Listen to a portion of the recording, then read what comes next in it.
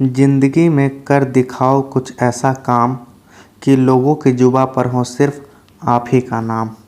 एक बार की बात है जब एक राज्य के राजा के मंत्री की अचानक मृत्यु हो जाती है। उसके बाद उस राज्य के राजा उदास रहा करते थे, क्योंकि वह राजा का बहुत ही खास मंत्री था। साथ ही वह ईमानदार था और उसके कार्य के प्रति रुचि रखता था, जिसकी कमी राजा को सदैव बनी रहती थी। देखते ही देखते उस मंत्री की मृत्यु को 1 साल बीत गया। राजा के मंत्री की आवश्यकता थी, जिस कारण राजा ना चाहते हुए भी उसे नए मंत्री का चुनाव करना था। राजा ने ऐलान कराया कि हमारे राज्य में मंत्री की आवश्यकता है। जो भी शख्स अपने मंत्री पद के लिए योग्य समझता है, वह सोमवार सुबह दरबार में आएगा। पूरे गांव में यह खबर आग की तरह फैल गया कि राजा को मंत्री की आवश्यकता है और उसे राज दरबार में बुलाया गया है। यह सुनकर पूरे गांव से लगभग 105 लोग मंत्री बनने की उम्मीद में राज्य की ओर चले गए। पूरे गांव में यह खबर आग की तरह फैल गया कि राजा को मंत्री की आवश्यकता है। जैसे ही वे राज्य महल में प्रवेश किए, उनकी आंखें अंदर के दृश्य को देखकर भौचक्के रह गए। राजा ने अपने सभा से 5 ऐसे लोगों को चुना जो कि उन 105 लोगों की परीक्षा ले सके। उन्होंने बारी बारी करके सभी से सवाल किया। जो व्यक्ति सही जवाब देता वह वहाँ बना रहता, जो जवाब गलत देता उसे महल से निकाल दिया जाता था। इस पूरे परीक्षा के दौरान मात्र 3 लोग शेष बच गए।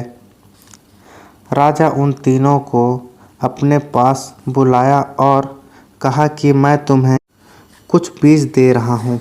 जो व्यक्ति मुझे सबसे ज़्यादा अनाज लाकर देगा, वह राज्य का मंत्री बनेगा। यह कहकर राजा ने उन्हें 3 महीने की मोहलत दी। समय बीतता गया। कुछ समय बाद वह घड़ी भी आ गई जिसकी राजा को बेहद इंतज़ार था। राजा ने बारी बारी करके उनसे सवाल पूछा, जिसमें पहला व्यक्ति बोला, महाराज, आपने जिन बीजों को दिया था उससे मैं 10 बैलगाड़ी धान लाया हूँ। यह सुनकर राजा बहुत खुश हुआ। अब बारी थी दूसरे व्यक्ति की। उस दूसरे व्यक्ति ने कहा कि महाराज, आपने जिन बीजों को दिया था उससे मैंने 15 बैलगाड़ी धान लाया हूँ। यह सुनकर राजा और भी अधिक खुश हुआ। अब बारी थी उस अंतिम व्यक्ति की। उस व्यक्ति ने राजा से कहा, महाराज, मुझे क्षमा कीजिए, मैं उन बीजों से कुछ भी ला नहीं पाया। इस तीसरे व्यक्ति की बात सुनकर राजा ने उसी तीसरे व्यक्ति को ही मंत्री बनाने का निर्णय किया और उन दोनों को राज्य से बाहर निकालने का आदेश दिया। इस बात पर दोनों से रहा नहीं गया और वह महाराज से पूछने लगे कि महाराज, वह तो एक भी बोरी धान नहीं लाया, फिर भी वह मंत्री क्यों चुना जा रहा है?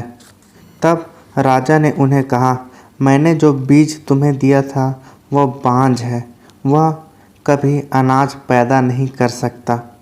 यह सुनकर दोनों को अपनी गलती का एहसास हो चुका था।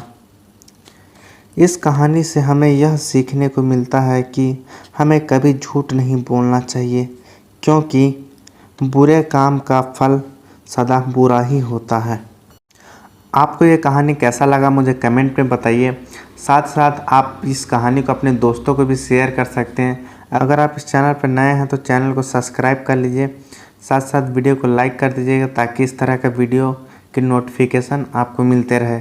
तो चलिए वीडियो को यहाँ समाप्त करते हैं, मिलते हैं आप नेक्स्ट वीडियो में।